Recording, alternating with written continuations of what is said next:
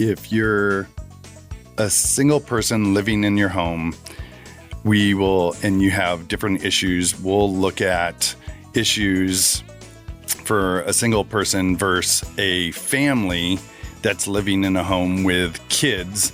differently than those. So we would make a family be more aware of the true safety things with smoke detectors, or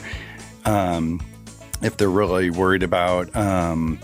outlets and kids poking stuff in, then we have tamper-resistant outlets we actually install, so you don't need all the little child safety covers, the little plastic things you stick in yeah. So we really do it case by case, because if it's a single person that can take care of themselves, then they can know the dangers. But if you have kids, the way I look at it is, hey, we got to make sure that we keep them safe as well.